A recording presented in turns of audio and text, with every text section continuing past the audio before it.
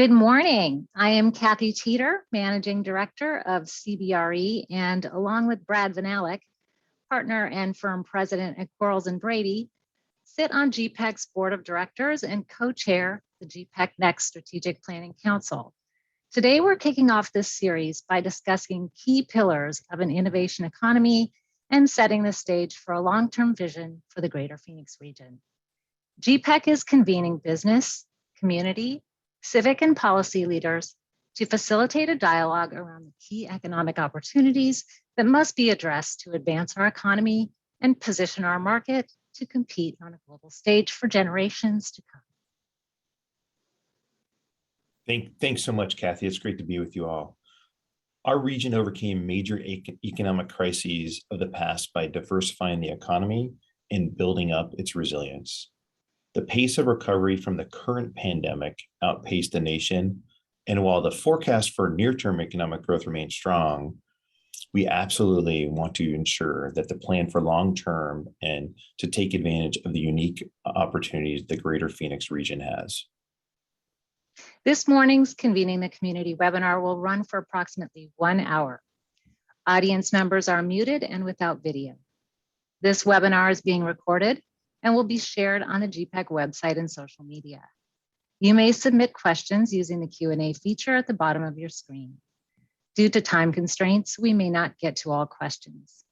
Should you experience technical difficulties, please try logging out, checking your connection, and logging back in. We invite you to share this information on social media. Feel free to tag GPEC and use the hashtag Convening the Community where appropriate. Also, be sure to join GPEC and Partners on Wednesday, December 1st from 9 to 11 a.m. for part 2 of Convening the Community, where we will continue this critical dialogue that will spark ideas, innovation, and action. Thanks, Kathy. And with that, I just wanted to remind everybody that today you'll hear about the current state of the region, what it takes to intentionally move a market towards innovation, and what key industry leaders locally see as key challenges and opportunities as we approach 2030.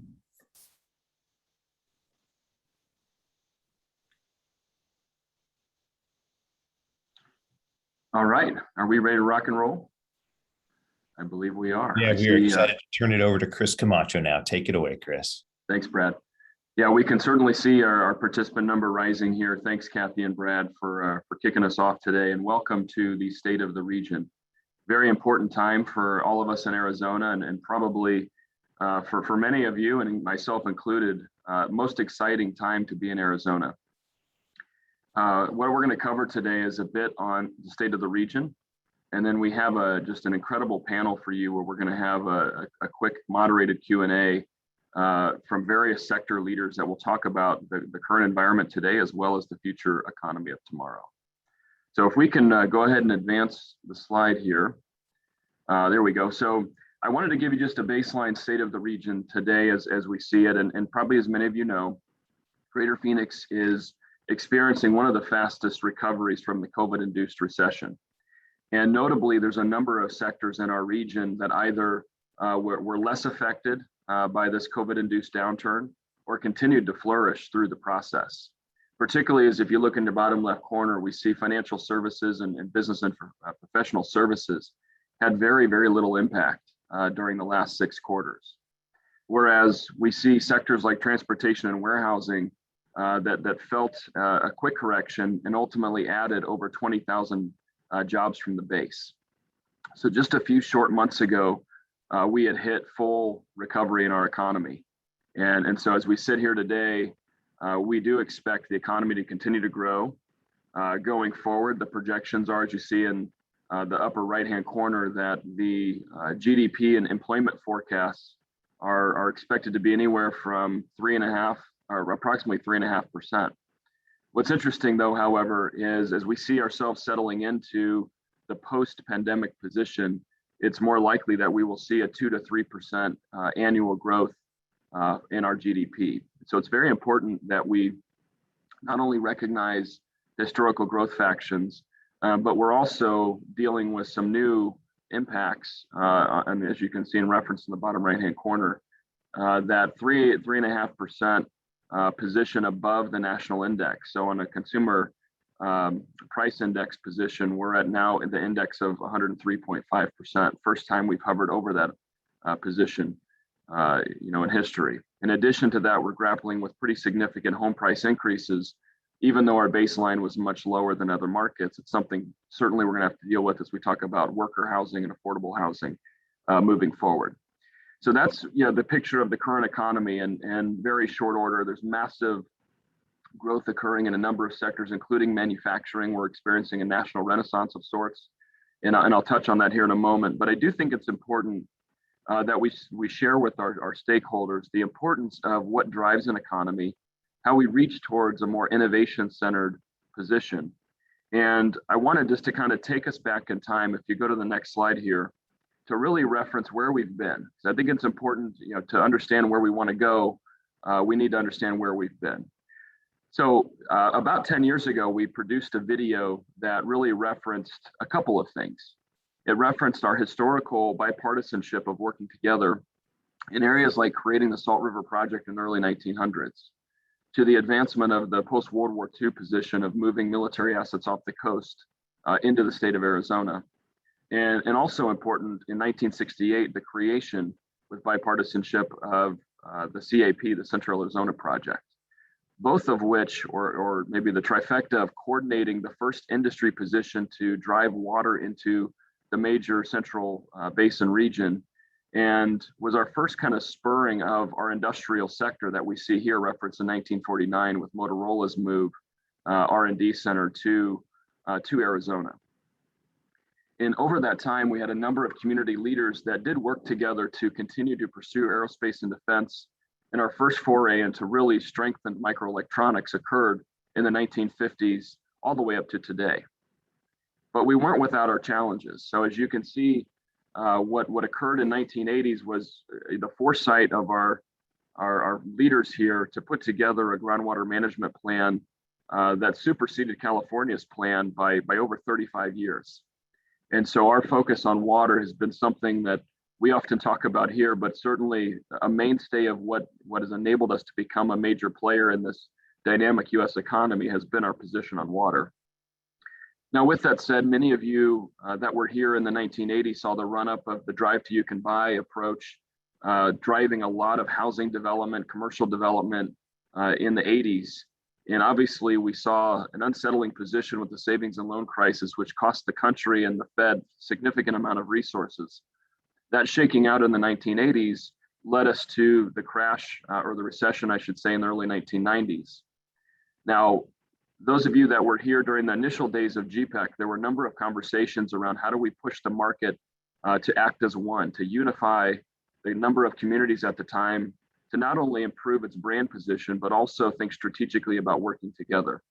And that's what ultimately advanced a lot of the state cluster strategy that occurred in 1992.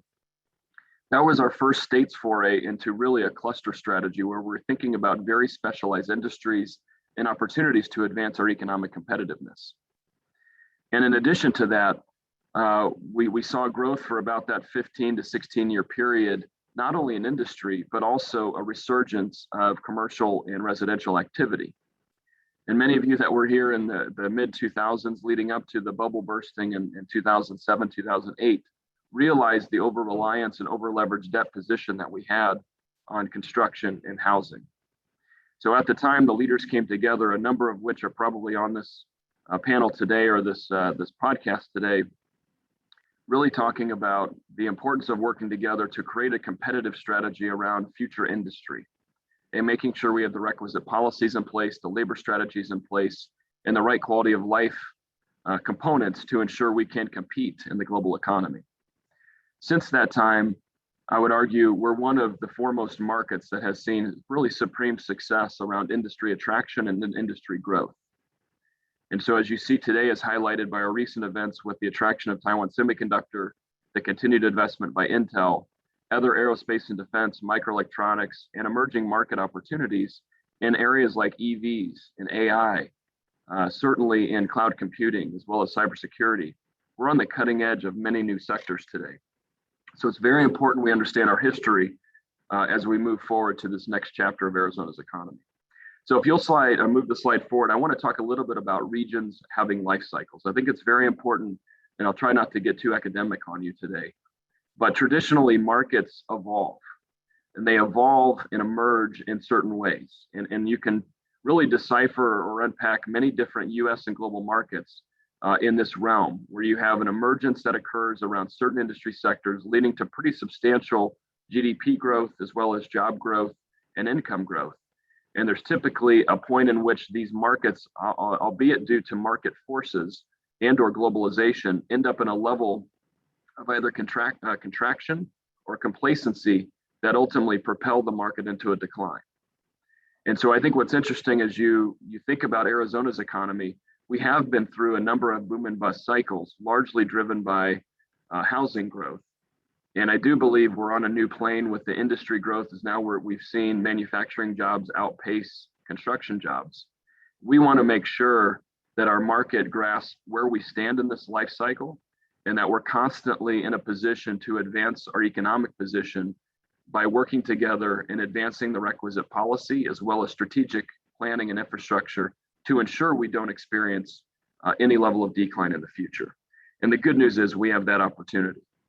So with that, I wanted to distill very quickly 3 specific case studies that we've been studying across the country. There's numerous examples. However, in very short order, I'm going to unpack 3 of these. And on our website, if you go to gpec.org, you'll find more information about these 3 specific market case studies and the rise, their fall, and the repositioning of their assets in their respective markets. So first, we'll talk about the transformation story around Research Triangle Park in North Carolina. The majority of the economy back in the era in the 1900s leading up to the agrarian position of the North Carolina economy in the 1950s was largely driven by agriculture. And at that time, due to a number of factors, the North Carolina economy began to see a decline in demand of those agricultural products. And there were individuals that came together in the early 1950s around a new model for driving base industry growth, as well as intensive research and development capacity. And so as you see in 1956, there was a group, the Research Triangle Foundation, that put together a public and private strategy that ultimately manifested around 3 really strong universities, UNC Chapel Hill, NC State, and Duke, and came together and were able to acquire a large swath of land that ultimately got into private hands, but in a public-private partnership with the public sector that placed the public infrastructure in place. They were able to work with statewide policymakers to ensure they had a value proposition to recruit industry into the Research Triangle Park, which is now known today. So you can see this is about a 50-year process that's now manifested to this location in North Carolina, which is now recognized as one of the top markets in the country for research and development intensity. There's 300 companies, 55,000 employees reside in this quote unquote park. In addition to that, 4,000 patents have been produced from this location, and 350 startups have been launched. So again, the intentional fortitude that these individuals, public and private, that came together drew a number of these companies, as you see, the 1970s to the present day, to drive their innovation economy. So again, more information can be unpacked on our website, as I mentioned. If you move on to the second quick case study here, I wanted to quickly talk more about a more recent experience in Milwaukee, Wisconsin. And those of you on the line here today probably know of the beer industry in Milwaukee. And being a St. Louis Cardinal fan and seeing Milwaukee Brewers do so well was a little bit hard for me to pay attention to this Milwaukee case study. However, I will say that the leading sectors leading up to the mid-2000s were the beer sector, as well as the leather manufacturing industry. And what we saw from Milwaukee at the time, they were assessing how to leverage the contraction of many of those jobs in those sectors as they were experiencing globalization, lower cost offshore opportunities, as well as the beer sector going through a pretty significant change. These local leaders came together in the mid-2000s to ensure that they had a plan on their future economy. And I think the most important point of all of this was to leverage the existing assets. So it wasn't necessarily throwing out a moonshot around a sector that didn't have experience in.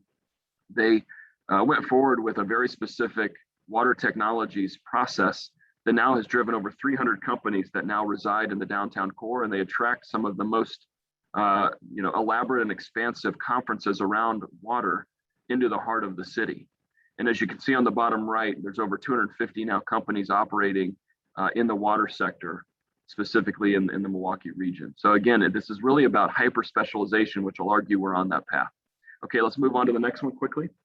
We're going to cover quickly South Carolina, which I also think is another interesting advancement. And again, largely driven by university alignment with industry, but also we saw pretty significant statewide support, and they call out the legislature, the assembly in South Carolina. And you saw a very strong alliance with Clemson University around what this specific region of transformation recognized was the depleting position on the textile sector. So largely producing goods in the textile sector, really leading up to the early 1900s, or excuse me, the mid 2000s. And ultimately, the market came together much like we did in the 1990s to really focus on attracting automotive. And so leading with BMW's attraction and a number of others that were anchored there now with Bosch, Bridgestone, Michelin, the supply chain really evolved in the mid 2000s, or 2005 to 2015. And really Clemson took it upon themselves to work with the assembly to drive what they call the ICAR. And it was a specific industry university strategy to induce research around the new age automotive sector. And so now, as you can see in the bottom right, the OEMs and supplier base that has evolved in Greenville, South Carolina's region, albeit a smaller region, but creating that industry specialization has been very important to drive and fuel their economy.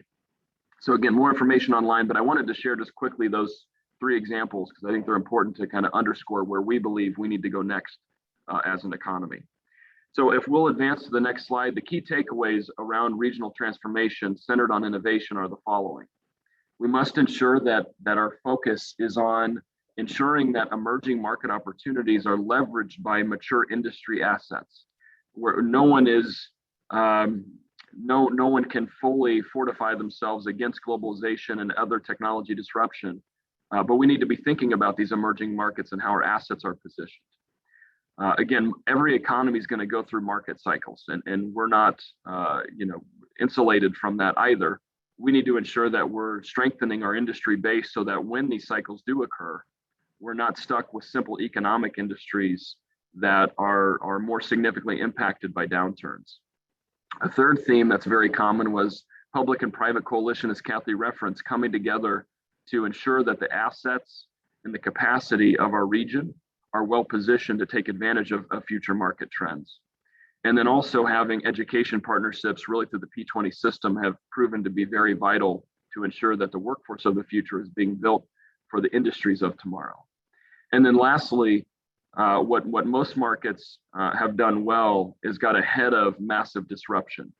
And I think this is probably the most important point of this whole process is that we need to ensure we don't wait for the crisis to happen. We need to ensure that we're building the strategies of today that lean out our ability to continue to attract and support the growth of startups, growth companies, and expanding our industry base while recruiting the next generation of companies. It's definitely not one or the other, it's all of the above. So if we'll shift to the next item beyond key takeaways, I wanted to go back to the slide because I think it's a true inflection point for where we are. So regions can avoid complacency and decline through inventive and intentional strategies to continue to invest in emerging industries and building an innovation economy. So as you can see here, the market certainly is in a level of growth.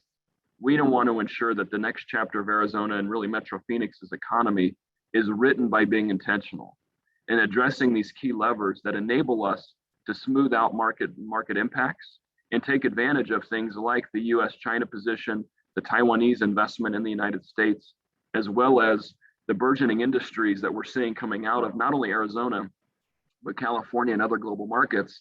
And how are we positioning our land from a smart planning perspective? How are we ensuring that our workforce strategies align with future industry? And in addition to that, we're doing so in a nonpartisan way, but really with the business community leading with the civic community. That's what we've seen paramount above all, is that we have leadership coming together, coalescing on the key priorities of the market and advancing them together. So let's advance in short order to the next slide. I know I've just got a few minutes left here. We do believe that the opportunity is now, as I referenced, to create a bold vision, not just for the next year or two, as we're going to see fairly substantial growth occur in both GDP and job growth, but also taking advantage of these catalytic events that are occurring in our market. The semiconductor sector, as we're seeing globally, is one of the hottest markets from a capital intensive nature, but also a high wage jobs perspective. Why have we been so focused on this sector for the last 6 years? I don't think anyone would have predicted the shortage that has occurred. But if you look at every consumer product today in electronics, in vehicles, the preponderance of usage of these semiconductor chips are going to continue to increase as we see the digital economy evolve. So we want to ensure that the entirety of the semiconductor sector can be strengthened here in the region. In addition to that, rapid acceleration in industries like healthcare, AI, corporate services, as we see these hubs developing across the country, as well as aerospace, drones, the next generation of unmanned aerial vehicles shifting to the United States in a significant way. We want to ensure we're at the foundational position to advance high wage job creation. The pandemic naturally created shifts in our workforce and even different alternatives of how we work. We want to ensure that as we come out of this, the digital skills and even the mainline skills in career technical education are adopted, so that we're not creating an uneven workforce and an uneven society. That's going to be a critical component of how we move this market forward. And finally, we have unprecedented needs in our small business and entrepreneurial segment. As Robin, I'm sure we'll talk about, who's on the panel today, many of us felt the lasting impacts of the lack of capital position for a lot of our small businesses through the pandemic. And the lifeline that was provided by Congress was significant, but we still have a tremendous amount of work to do to help small businesses continue to thrive as we enter this new economy. And then lastly, it goes without saying, there's massive statewide election change coming up. We want to ensure top of the ticket down to we believe there's going to be between 50 or 60% change and turnover of the legislative bodies as well as statewide positions, 50 to 60% most likely to occur over the next 24 months. So we need to ensure that we're educating our policymakers on the needs, the broad comprehensive needs of our economy moving forward. Okay, go ahead. So as I finish up here, I wanted to make sure we talk about what are the keys. And again, this is what every market is attempting to work on. How do we build a comprehensive approach to economic development that not only creates hyper specialization that leads to a reputation and brand position, but also focuses on equitable economic development? We have a unique position in our community, unlike some other more mature markets, to build an economy for everyone, to build an economy that I think of it almost like an image of a barbell, whereby you're advancing the high-end white-collar jobs position that create many other jobs because they're high wage, they're export-oriented, many of them, and they create high propensity of disposable income. But by the same token, we need to ensure that the middle class continues to evolve and there's opportunity and access to meet the needs of the new economy. So these are the key pillars that generally we land on interfacing with our clients, with our community leaders. Infrastructure has come up as one of the profound needs, making sure the backbone water as well as redundant grid, which has become, again, more prevalent in all of our conversations with advanced industry, as well as the transportation network. We're going to have some big decisions coming up on transportation in the next 24 months as well. The second pillar being focused on education and workforce development, which I touched on already, so I won't spend any more time on that. The third, which has become even more germane to our ability to grow as a community, it's not just growth for growth's sake anymore. It's really about strategic land use. It's about even reuse or revitalization of our current hard corners in retail, for example. We're going to need to think about highest and best use as our communities hit more of a maturity level. And then lastly, we need to ensure we continue to create this best of the West framework and regulatory and tax policy schemes that we still are maintaining in an entrepreneur and corporate friendly brand so that companies continue want to invest here. So all of these components are critical factions to our success. Okay, we want to move on. So just in summary today, before I transition this to the moderated Q&A, it really is going to take our community to come together. I do believe we are at one of those inflection points that we're in a very unique position where the community here in the region does work together. And our county leadership, our city leadership, along with our private sector partners, have put us in this position to take advantage of the next generation of digital media, the next generation of cloud computing and data storage. All of these components are linked, and I want to ensure that we as GPEC and in our communities are working together to ensure that the policies, the strategies that are in place are shared commonly across all of our peer organizations, and we advance this community together. So with that, thank you for indulging me for a few minutes on the state of the region. And I'm now going to bring in, as my fellow MC would say, I'm going to bring in our panelists now, many of which don't need to be introduced because they're known to many of you in the community, but I think very important that we provide brief introductions to these individuals. They're some of the most credible thought leaders in our community. And maybe I'll just go around the horn here. I will ask each of you that are on the participants today, if you have questions, feel free to put those into the Q&A section today. And I'll do my best to field those and then ask the panelists the questions today. So first, I'd like to introduce Rebecca Clyde, who's the co-founder and CEO of Botco.ai, which is an intelligent chat system powered by AI and built in Arizona and supporting a number of novel industries here in Arizona. To her left, at least on my screen, is Dr. Richard Gray of Mayo Clinic, which is one of the premier national leaders in care quality. That's providing support to a number of not only Arizonans, but healthcare needs across the country. Third, I would like to acknowledge the participation of Mike Madsen, Honeywell Aerospace. Has been a great friend to GPEC for so many years, and Honeywell Aerospace is one of our legacy and yet important technology and innovation pioneers here in Greater Phoenix. So welcome, Mike. And fourth and last but not least, my friend Robin Reed. Robin, in his own right, is a successful entrepreneur in a number of ventures, but in the sustainability sector, but also serves as the Black Chamber CEO. And so I welcome all the panelists here today with us. We're going to have a very informal discussion, and I know I've teed up a few questions to you today, and I'm just going to start out in rapid fire, if that's okay, to each of you. And feel free to comment, and we'll take the last kind of 25 minutes or so to ask you these questions. So Mike, I'm going to tee the first question up to you, if that's okay. If you want to jump off mute here, there we go. So our state and region have made strategic investments in infrastructure that have enabled a resilient grid, a resilient and robust transportation network. What are some of your thoughts about kind of key investments that drive innovation in our marketplace today? Yeah, I look at it from a public sector the same way we would look at it from a private sector, which is where are those areas of the market, the needs of the markets that are going to be growing in a sustainable way, be profitable for the participants. I think some of those are things that are building blocks for a lot of different industries. So it's not necessarily just aerospace or medical, but things like electromechanical systems, advanced electronics beyond just semiconductors. I think about communications technologies in the SATCOM and 5G area, advanced sensing products that are used are becoming ubiquitous in almost everything we have around us now. And of course, software. And I know Rebecca would join me on that. Software is going to be an increasing element of everything that's manufactured. And all of those technology areas are aligned with existing as well as new needs that we see coming into the market over a multi-decade kind of perspective. And importantly, allow us to have a sustainable, renewable economy. I think urban air mobility, unmanned aerial systems are an example of an industry that brings all those technologies together. We talk about electric cars, there's going to be electric freight vehicles, airborne freight, and transportation.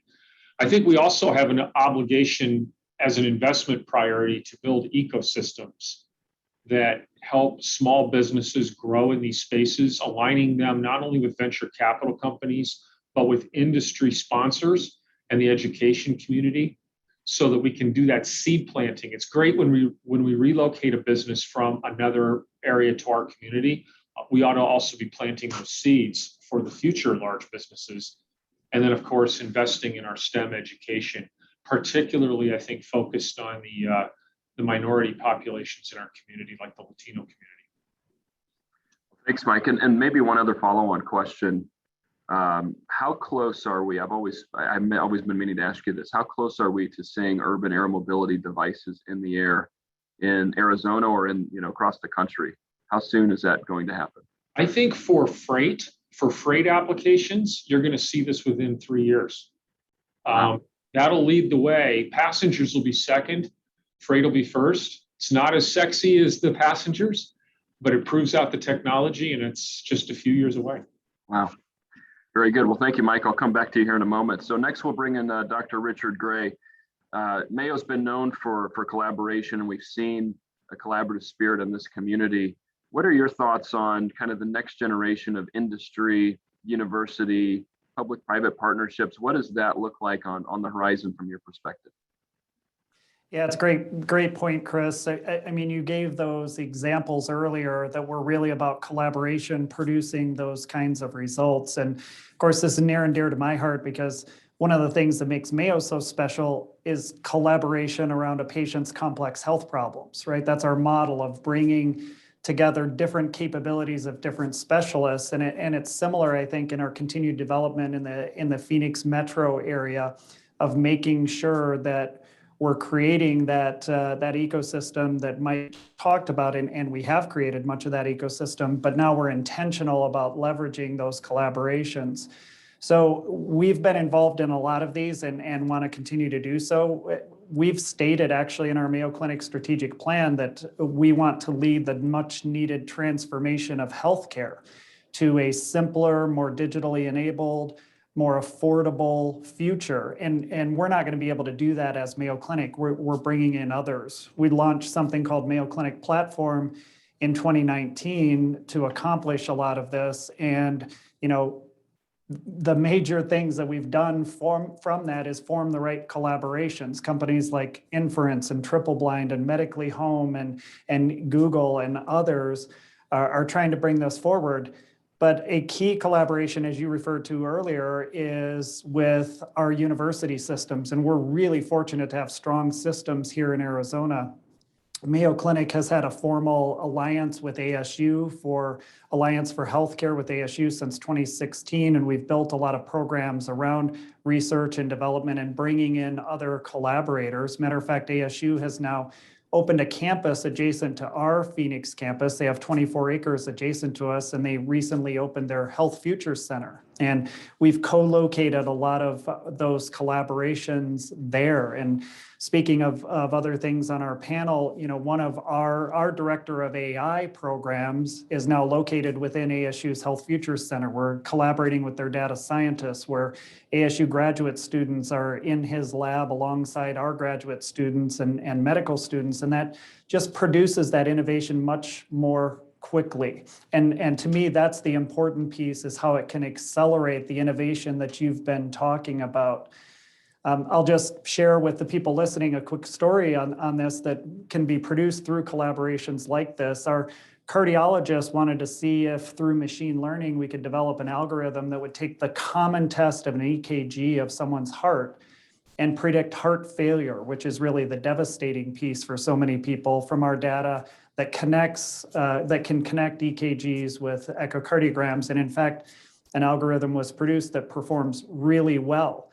And as they tried to improve that and put in the patient's age, which is important for predicting heart failure, the algorithm didn't perform any better. The machine learning had already found how to take into account the patient's age just from their EKG tracing. But in the validation process, they identified a patient who had an age of 77, 78, 79 on the yearly EKGs, and then it dropped to 24. So they thought there was a glitch until they looked into the clinical record and found that that was the year he had a heart transplant, and the donor was 24. So these are the kinds of things that, when we come around problems, we produce innovations that now something like that is going to be scaled and will continue to have a larger impact. So those collaborations are important for us, as you showed in your cycle, for us to now be intentional about as we've built this ecosystem. And we're fortunate to have so many possible partnerships, including our strong university system here in our area. Great. Thank you, Dr. Gray. Next, I will ask Robin Reed to join us. So Robin's very close to the small business community, and those of us that work on the economy know that over 99% of our businesses here in the state of Arizona are categorized by or as small businesses. And so, Robin, as you work very closely with many of these firms, the last 6 quarters have been very challenging. So the COVID-induced pandemic led to a lot of hardship. However, what would be the learnings or takeaways now as we look forward?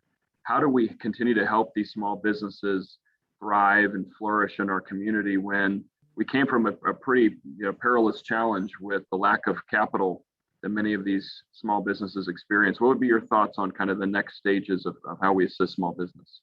Well, I think to articulate where we're going to go moving forward, we need to understand a little bit of where we've been. And some of the disparities that have been identified within the small business community has been surrounding access to capital. And so where, for example, the data shows that 80% of white-owned businesses receive at least some portion of the funds they request through a capital raise. That's only 66% for the Bipac community. And of that 66%, they receive on average $30,000 less in funding and pay an interest rate of about 1.5% more. So to understand that, I want to share with you the impact of the pandemic. First 3 months of the pandemic, 40% of Black-owned businesses shut their doors in the first 3 months versus nearly half, just 22% of white-owned businesses. That carried over into the Paycheck Protection Program that was created. 60% of white-owned businesses receive paycheck PPP funding. 29% of Black-owned businesses receive funding. Now, where that obviously sounds like really bad news, what it did was it created an opportunity for change. And so what's happened is the Consumer Financial Protection Bureau has issued a notice of proposed rulemaking. So under Section 1071 of the Dodd-Frank Act, they want to implement what was written into the act, which is that we begin to collect race and gender data on borrowers on commercial loans, so that we can now start tracking that, because we have a lot of data that comes from one-off surveys, but not true, comprehensive data gathering. So if this passes and we are able to do this, we will have something that is more in line with what we see in the residential mortgage industry, right? The Home Mortgage Disclosure Act, which was created decades ago, was designed to prevent redlining by identifying where loans were being approved versus where applicants were choosing to live. So to be able to collect similar data in commercial lending is going to be a gigantic step forward for us in creating some more balance and minimizing the disparities that we're starting to see. Yeah, thank you for that, Robin. I know we learned a lot through the paycheck protection process, and the banks that ultimately stepped up, the CDFIs that played a major role in providing access to capital. I do agree. I think we're on a new plane now for how we can help these small businesses weather the next storm. And so thanks for doing all the diligent work that you've done in that in that entire small business segment. Next, I'd like to introduce Rebecca to the conversation. So Rebecca is one of the heralded entrepreneurs and no-quit founders, as I've got to know her a bit. In her time here in Arizona. Rebecca, I'd love to get your perspective or reaction to what you've heard today on, economy building, coalition building. What's your view of how do we accelerate the entrepreneurial network with that mindset, knowing what you know now and your experience on the ground? Love to hear your perspective. Yes, absolutely. Thanks for having me here today, Chris. I really see that there are 3 key focus areas that we need to be coming together as on a community basis. The first is really education. And all of us have talked about the importance of diversifying our workforce.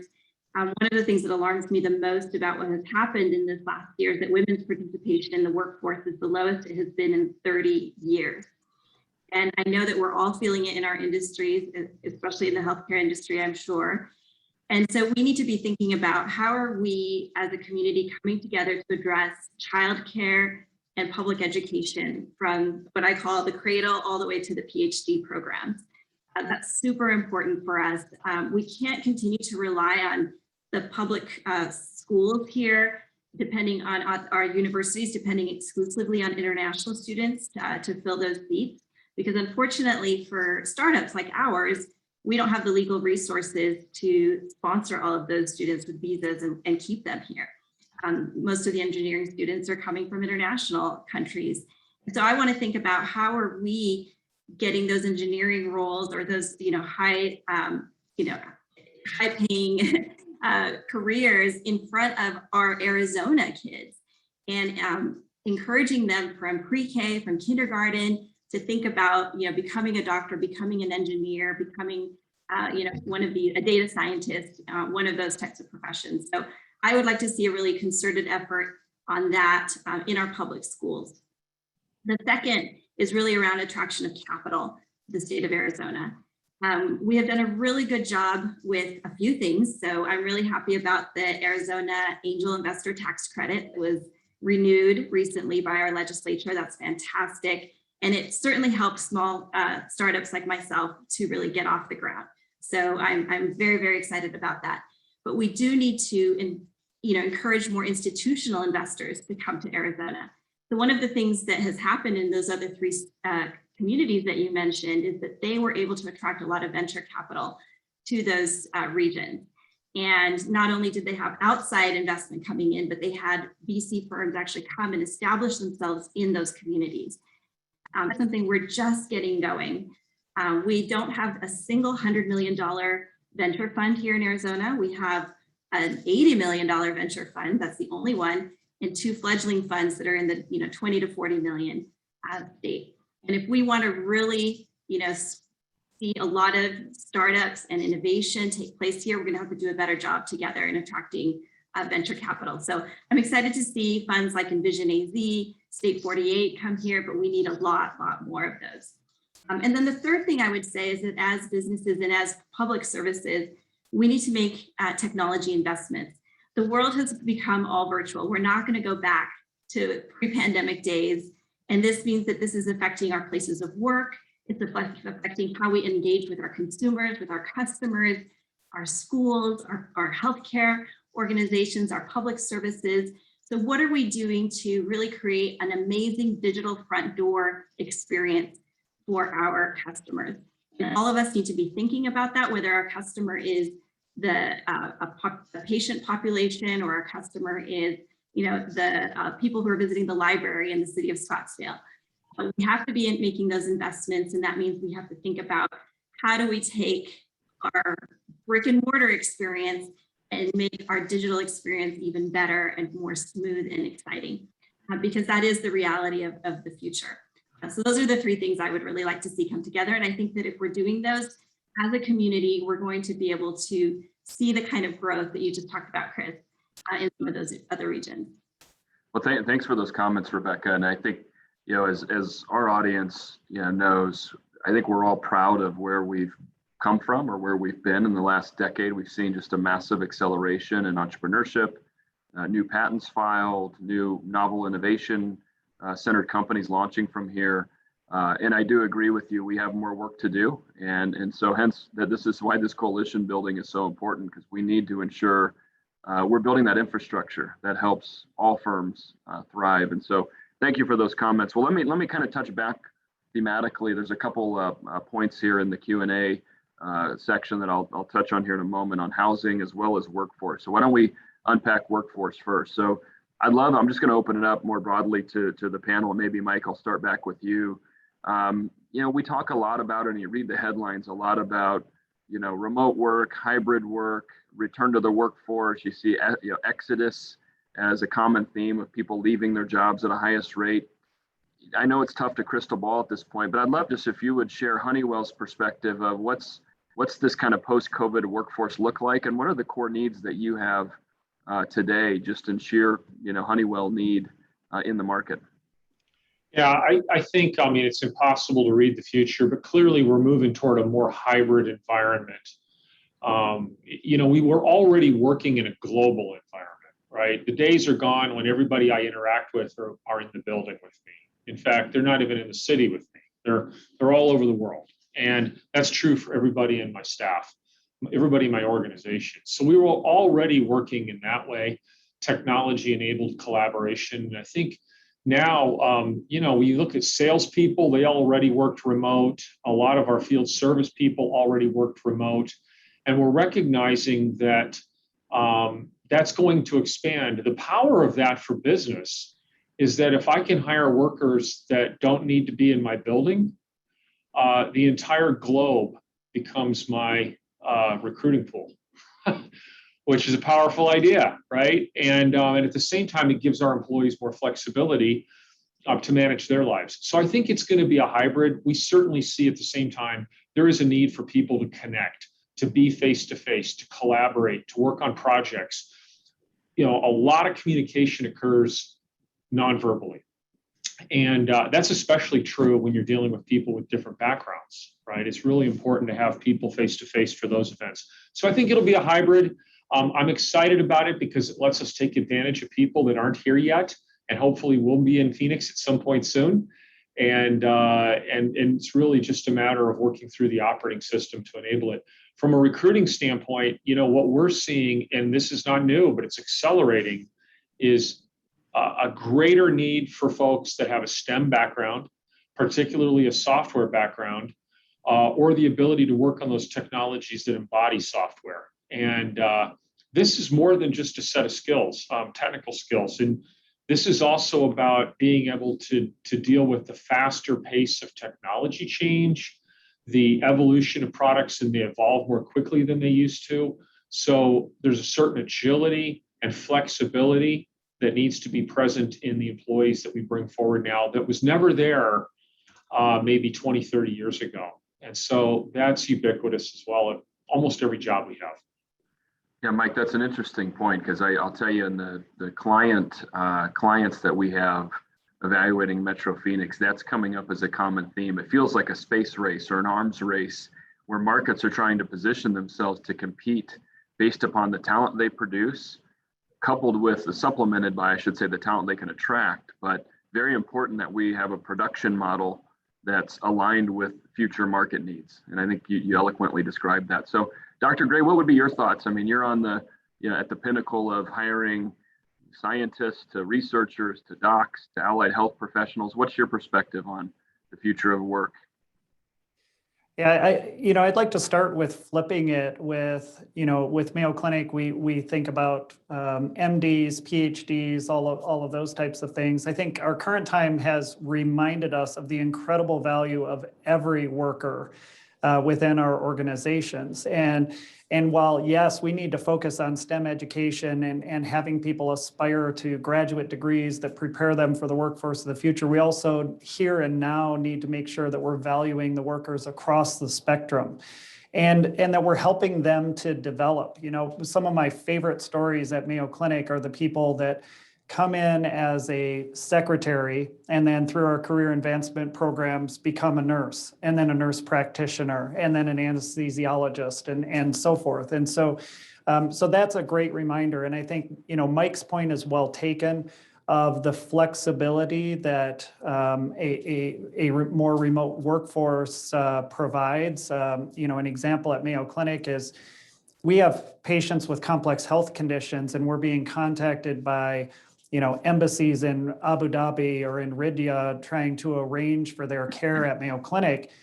When we're only in the Arizona time zone to do that, that makes it very difficult to meet those needs. But having workers that are now around the world that are working to meet those needs, again, time zone is just one example of some of that flexibility that comes with it. And yet we're very focused on protecting our culture and making sure that those social connections and getting people as a part of Mayo Clinic's values doesn't suffer as a response to some of that more disconnectedness. So I think valuing all those workers, bringing their potential on, and guarding against some of the downsides as we get the upsides of remote work are some things we're focused on. Great. Yeah, well, thank you for that. Let me pivot here a little bit because we're getting some really good questions in, if that's okay with the panelists. Let me read off one here that just came in, and Robin, it's for you. In regards to technical assistance for Bipac entrepreneurs and connecting them to opportunities and building capacity to take advantage of the capital Is that a priority for the region? And how do we help that become even more of a priority is probably the question for the region, for those entrepreneurs that need that support. What would be your take on that? Well, it's a great question. Some of the work that obviously our chamber is doing with both GPEC as well as the economic development directors throughout the Valley, we're starting to identify this very strong need for a small business ecosystem here. One in which you can receive the various levels of training and technical assistance so that you can go from starting a business in Arizona to going public from Arizona without having to leave. As Rebecca stated so well, we don't have venture capitalists that are staying here. I watch a lot of them kind of cut their teeth here, and then they leave. They go to California or Seattle or New York. And so what we need here is a system that at each level and stage of your business development, there should be a set of available technical assistance to guide you to the next level. We have a very short time span that our BIPOC businesses are in business in Arizona, and we need to lengthen that. But part of how we do that is to really work with them at the early stages so that they can become that mid-sized company, so that they can become a public company. And right now we don't have that depth. But we are all doing work right now to create that ecosystem so our small businesses can continue to grow and then stay here in Arizona so that we stop losing the great talent that we have. Thank you for that, Robin. Rebecca, let me ask another question regarding kind of entrepreneurial capacity. I'd be curious, how are you interfacing with other peers, other founders? What is that infrastructure where you're able to kind of troubleshoot or commiserate maybe sometimes with the challenges you're experiencing in raising capital or finding strategic talent? What does that infrastructure look like locally to help leaders like you?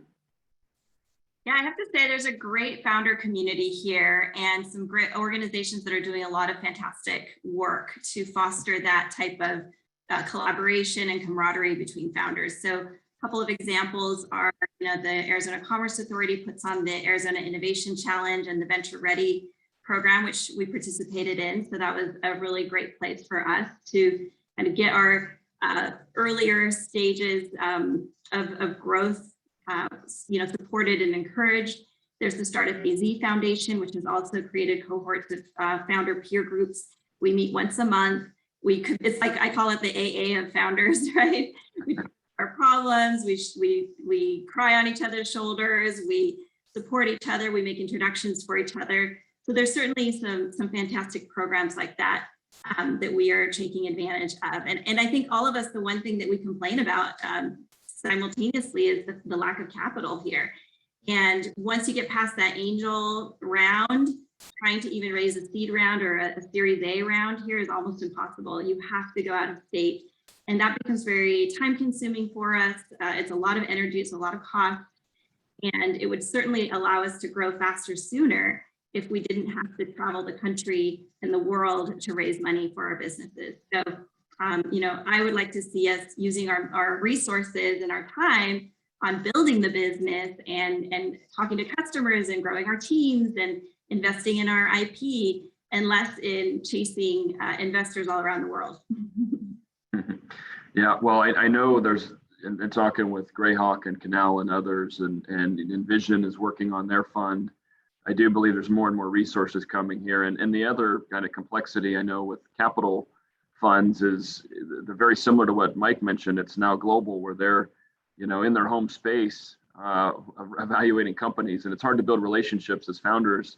And Rebecca being so close to many of them, you spend a lot of time doing that, and you're taking your eye off your other strategic priorities. So understand that that's a challenge. Well, let me finish up here with a kind of another broad question, because we're getting a lot of thematic comments about affordable housing, workforce housing. And as I mentioned, the Case-Shiller Index referenced about a 30% year-over-year housing increase. Even though our base was much lower than many competitor markets, there's concerns about when does this get in check? And as we think about it being a high demand market and looking at the overall supply of housing, we've seen a supply demand imbalance. We've seen less entitled lots and platted lots available, coupled with a material shortage.